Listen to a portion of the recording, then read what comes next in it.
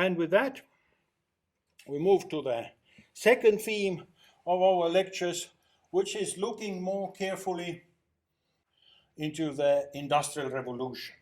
Because if we look at the images, we look at the screens, we need also to understand how these screens and how this type of life we are living at the moment has come into being. And anybody recognizing the title painting?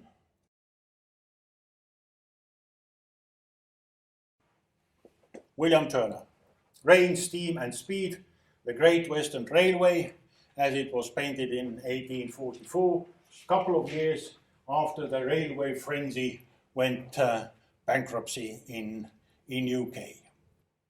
And I have been seeing that painting for quite some time, when one person told me that, have you seen the rabbit?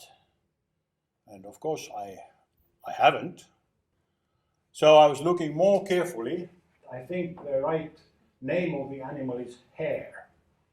The hare is running in front of this steam engine. It is possible that within William Turner's lifetime, the prototype that was made previous century, but really started to work at the beginning of this, in the beginning of 1800s, he could see how the railways were developed. And in a way, this is the kind of pastoral or romantic look, at least one of the interpretations could be. We can see the plowman with two horses still plowing the field. The train is going through the pastoral landscape. There is the old bridge, probably the old village, the fishermen and naiads, or sometimes youth dancing on the riverside with the beautiful huge willows or whatever trees these might be. So Turner is looking at the railway as it is going through England in the speed fastest that anybody could imagine some time before. This is probably one of the prototypes that could have been working in early 1800s already, when the railway was started.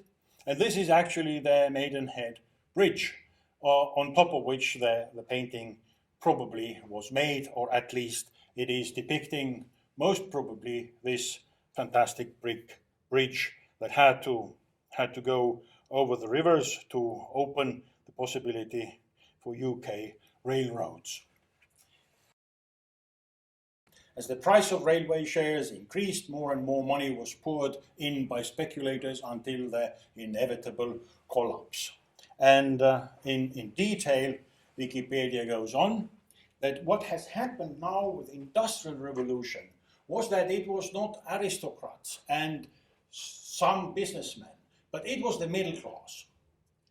The railway and the Industrial Revolution had produced middle class who wanted to invest, and in 1825 the government had repealed the Bubble Act, which was to control that the business would not balloon and then just go into bankruptcy. So that break was taken off, and then you can read shares could be purchased only as 10% deposit, and that was already enough to start the railway. And of course, the company could call in the remainder at any time. And several families, or as it is said, many families invested their entire savings in prospective railway companies, and many of those lost everything when the bubble collapsed. So that is the introduction to the first Industrial Revolution, which we need to look at to see how the structure of technology developed that brought us into the moment of now. And I couldn't resist looking at another image here by Hugo Simberg, a Finnish symbolist painter, who painted this image in the Tampere St. John's Church. It's a fresco. It is called The Wounded Angel. It is in Helsinki, the Töölönlahti, the bay in the middle of the city, which became a favorite park later on for the working people. And probably the idea is to make the image recognizable, because not far from there was a school for blind or handicapped, vision handicapped children. But this is, it has brought this image of wounded angel who is blindfolded, who has broken her wings, and these two guys that sort of look like children, but not as well. They wear the workers' clothes. They carry their friend or their angel, whatever we prefer, and the guy looking at us with a kind of sadness and regret in his eyes directly when we face the fresco. And down there, of course, is the industry. The industry has taken over and is changing the world. There have been several discussions about how many industrial revolutions there have been. And I just looked for you in some of them, not being entirely connoisseur in it, but nevertheless in 1933, so roughly 70 years after the painting was made, Daniel Bell, a rather famous American researcher and scientist, published a book, The Coming of Post-Industrial Society, a venture in social forecasting, and in 1987 he produced a small article in Daedalus, The World and the United States in 2013. I think it is reasonable to look what he was saying. Of course, he says that there are rather big changes, structural, political, and cultural. And when these changes come into a reasonable composition, the industrial, he is using the word probably much more better than later on Jeremy Rifkin, he's calling it technological revolution. Then the technological revolutions take place. While the structural changes are embedded in a world economy, the political orders are still national. The tensions between those two and the efforts of the nation state to cope with the strong tides of the international economy, internationalization of capital and its movement about the world in real time, frame the political issues of the next 25 years. 87, and roughly after that, we witnessed the first general meltdown due to the liberation of capital moving all around in the world, trying to find the best possible places, and then of course scams on top of Lehman Brothers, and we get the world banking crisis. Bell believed that internationalization of capital would bring forward a situation where few countries, if any, are able to control their own currency.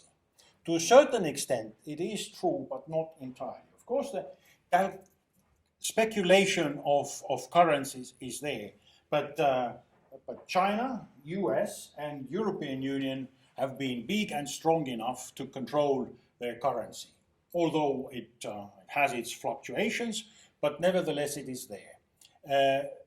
Bell couldn't foresee the fragmentation of Soviet Union and the development of Russia in such a kind of crisis fluctuations as it is now.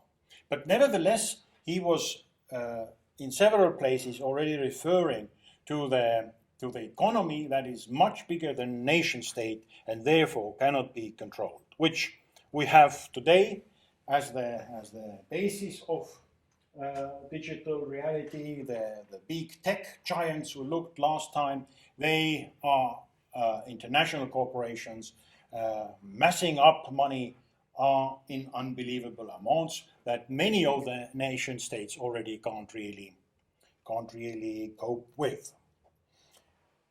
And the third technological revolution has been described by Bell like that. By 2013, the third technological revolution, the joining of computers and telecommunications, image television, voice telephone, data information, computers, text, facsimile, into a single yet differentiated system that of the wired nation and even the world society will have matured. And that has happened. We can clearly see. It has even gone a little bit further. But it is good to look what was his opinion about the previous industrial or technological revolutions. So the first one was the steam power to transportation, which we have seen in the case of Turner, deep shaft mining, steam-driven pumps, and then factory production.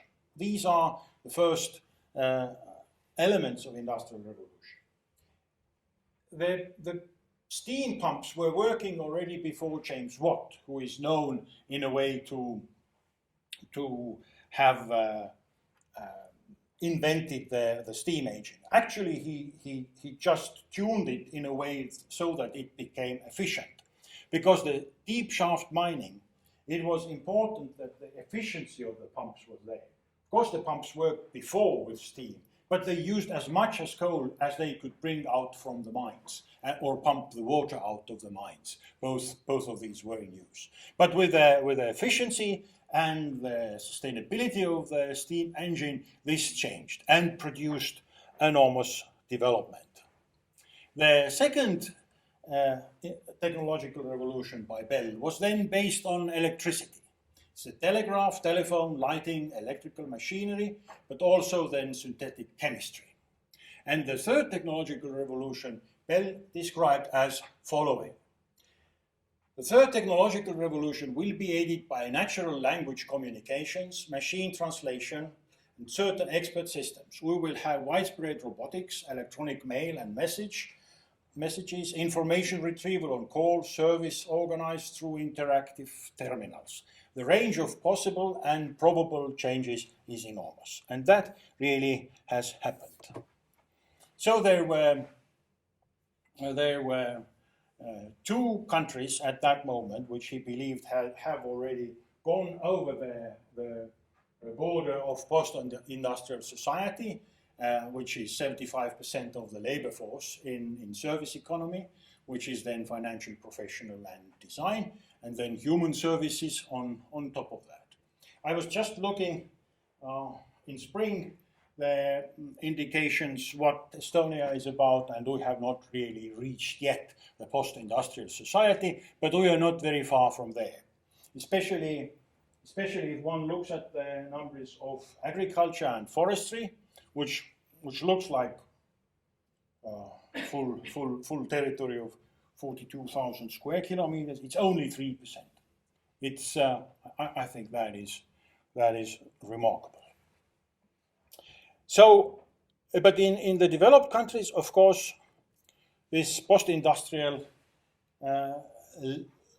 level has been reached. And Bell comes back again to the nation state, too small, which is the mismatch of scale, but I would leave it there. Right, but he's also talking about two time bombs. And again, the one of them is that economic and political institutions are increasingly out of sync. Again, the international canvas and then the new institutions that need to be created on top of politics. And from that viewpoint, European Union has directly taken the advice from Bell and moved into that direction. And the second time bomb is about the demographics, that the developed countries will definitely have much less cohorts of younger people than the developing countries, and the pressure, if we look at the news today, it is really the immigration that everybody is talking about in whatever political debates they might be. But in 2011, Jeremy Rifkin took the Bell ideas further, made it more understandable, more clear, and produced the third industrial revolution. And his industrial revolution was then based on the energy and communication. And he's saying that now these two things have come together for the third industrial revolution. It is the green energy that is coming up, and the network, World Wide Web as communication revolution. These elements he was using for describing his big great waves. In 2014, I read this article in Economist, and understood that the concept of technological revolution has reached into the mainstream media. And they were talking about the third great wave. They were not directly talking about Jeremy Rifkin or Daniel Bell, but gave a rather good and understandable explanation how things happen. And one of the most interesting tables I saw there is this one. It encapsulates the first, second, and third industrial revolutions in the timeline. It shows what is roughly the distribution of these revolutions, and the third great wave, as they are saying, is coming. But then it has also Britain and United States. And this is not GDP by itself in absolute values, but the speed of growing GDP. And this is what they refer to. They say that after every revolution itself, the speed of GDP has come down. So, and this time of settling after the revolution is roughly, if we look at the first one, it's roughly 75 years. In the second one, it's roughly 50 years. So if it accelerates, of course, the speed would gather up earlier, so maybe, let's say, 20, 25 years. But nevertheless, it is clear that when this new revolutionary changes appear, they really do not produce immediate results. But on the contrary, they produce misunderstanding, mismatch, and they say that the third great wave of invention and economic disruption, set off by advances in computing and information and communication technology in late 20s, promises to deliver a similar mixture of social stress and economic transformation. And it is driven by a handful of technologies: machine intelligence, advanced and autonomous robotics, which then develop or bring us further all these innovations that have been named there, including the situation between teacher and student. Very soon I will not be here, but you're looking at the screen and see somebody else from a famous university giving you a lecture, and probably in a much better quality. Let's hope it's not true. It's a speculation. I'm speculating.